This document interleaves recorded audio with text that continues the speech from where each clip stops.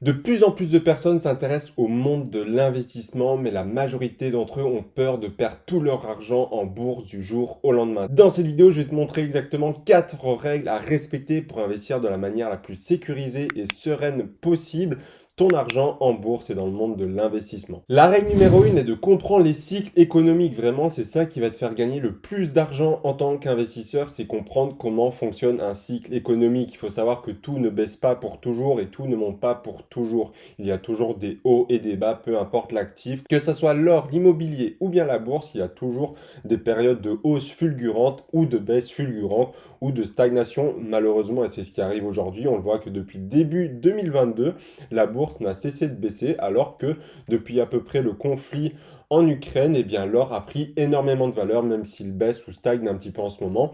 Mais on voit vraiment qu'il y a des cycles et c'est détaché à chaque actif. C'est-à-dire que quand la bourse va baisser, ça ne veut pas dire que l'or, l'immobilier va baisser également aussi. Ou inversement, quand l'or va monter, ça ne veut pas dire forcément que l'immobilier monte et la bourse également. Il y a certaines choses en général qui sont corrélées, par exemple les valeurs refuges comme l'immobilier ou l'or, et par exemple d'autres qui baissent au même moment. C'est souvent la bourse et les crypto-monnaies qui restent un petit peu détachées, mais on compare souvent le Bitcoin en fait comme un Nasdaq avec un effet de levier x2 ou x3. Eh bien, c'est simplement parce que les cycles économiques se ressemblent plus par rapport à l'or ou l'immobilier. Et quand tu as compris qu'il y a des cycles économiques et que ça finit toujours par monter, évidemment, je parle sur des actifs qui sont là depuis des centaines d'années. Évidemment, la dernière crypto à la mode n'est pas dit d'être encore là dans les 10 prochaines années, mais pour l'or, l'immobilier ou la bourse en général, forcément, c'est des cycles, elle reviendra toujours et ça l'a prouvé. Par exemple, l'or est une monnaie depuis plus de 5000 ans, elle ne va pas s'arrêter demain. Donc forcément, il y a eu des cycles, il y a eu des périodes de forte hausse, de forte baisse. Et dès que tu comprends ça, tu sais à quel moment acheter pour gagner le plus d'argent.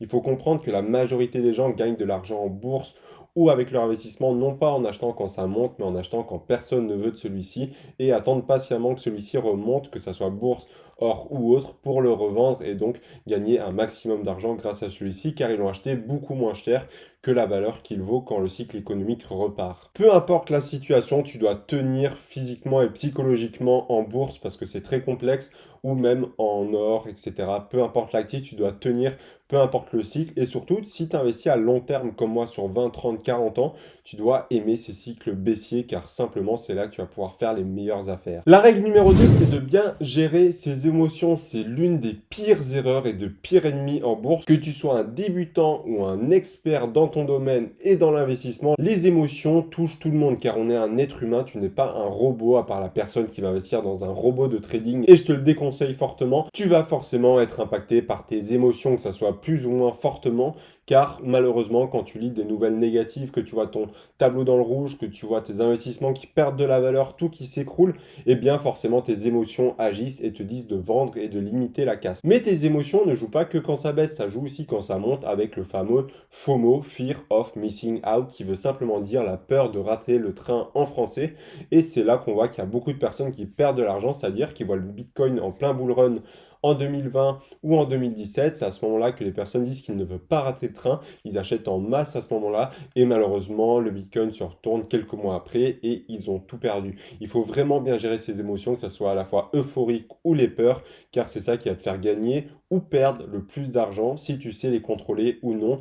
Et il faut réussir à les tenir sur le long terme. Si tu es un trader, ça n'a rien à voir. Tes émotions vont jouer également, mais d'une manière totalement différente que si tu es un investisseur sur le long terme qui, lui, doit garder ses positions, faire face à des crises économiques, faire face à des moins 20, moins 50% sur son portefeuille ou des plus 20, des plus 50% sur son portefeuille suivant les périodes. Donc, il faut vraiment que tu apprennes à les gérer sur le long terme car c'est ça que malheureusement 95% des gens ne tiennent pas plus de 5-10 ans en bourse car c'est trop compliqué pour eux de gérer une crise économique ou un cycle et qu'ils ne s'y sont pas préparés à l'avance. Donc, gérer tes émotions sur le long terme est vraiment la clé de la réussite. Règle numéro 3, c'est de simplifier la bourse au maximum. Pourquoi faire compliqué quand on peut faire simple, notamment grâce aux ETF. Je vois beaucoup trop de débutants vouloir investir sur les actions car c'est plus sexy et mieux de dire en soirée mondaine que tu es propriétaire d'Apple ou de Nike. Mais crois-moi, ce qui est sexy est généralement plus mauvais. Alors, je dis pas qu'investir dans Apple, Nike, etc. est une mauvaise chose. Mais en général, je dis qu'au plus c'est ennuyeux, au mieux c'est pour tes investissements. Investir dans des ETF, c'est beaucoup moins sexy, c'est plus complexe à comprendre, mais c'est beaucoup plus sécurisé. Il faut comprendre, tu as différents niveaux de risque en fait en bourse. Si tu investis dans un ETF monde, tu es le plus diversifié, même s'il y a quelques petites limites, et je te le dis dans cette vidéo-là, je t'explique pourquoi est-ce que c'est un mensonge ETF monde, mais ça reste quand même très diversifié. Ensuite, tu as l'ETF SP500 par exemple, car tu n'es plus réparti dans le monde, mais que sur un pays. Ensuite, Nasdaq 100, parce que tu es précisément dans un secteur d'un seul pays. Et enfin, l'action unique. Tu as différents degrés en fait de risque, et crois-moi, l'ETF est le plus diversifié et qui dilue le plus les risques à mon goût. Et c'est notamment mon instrument de finance préféré parce que ça représente 30% de mon portefeuille boursier actuel. Mais surtout, quand tu investis dans des ETF, c'est extrêmement diversifié et simple à comprendre et simple d'utilisation par rapport à des actions qui demandent beaucoup plus de temps, beaucoup plus en fait de temps de gestion du coup et d'analyse. Il faut vraiment comprendre qu'il y a trop de monde qui part sur des actions alors qu'un PEA